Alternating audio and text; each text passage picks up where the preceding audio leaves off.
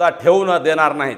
त्याचं कारण असं आहे की त्यांनी या GRला विरोध करतायत। ज्या मुख्यमंत्री महोदयांनी सांगून सुद्धा ते या GRला विरोध करायसाठी बीडला येत आहेत, म्हणून त्यांना आम्ही बीड जिल्ह्यात पाय ठेवू देणार नाहीत। लोकशाहीतल्या सगळ्या आयुधाचा वापर करून आणि आम्ही लोकशाहीचा कायदा पाळून त्यांना बीड जिल्ह्यात येण्यापासून रोखणार आहोत।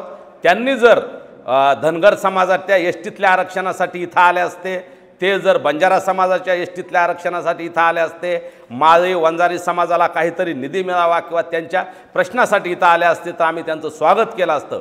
परंतु ते इथं येत असताना मराठा आणि ओबीसी वाद लावतायत।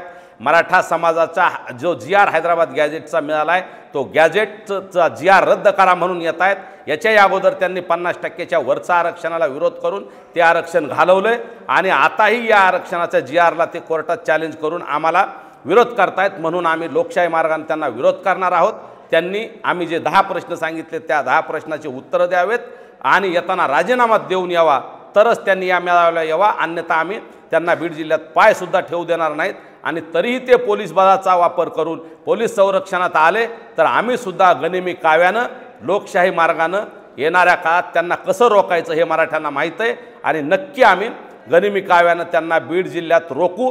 वेळ प्रसंगी लाट्या काट्या खायची वेळ आली, गुन्हे दाखल झाले तरी आम्ही कुठेही मागं हटणार नाही, परंतु भुजबळ मराठ्यांचा विरोध करायला आणि बीडमध्ये दंगली घडवायला येत आहेत आणि बीड जिल्ह्याची कायदा आणि सुव्यवस्था अबाधित ठेवण्यासाठी आम्ही त्यांना बीडमध्ये येण्यापासून नक्की रोखू।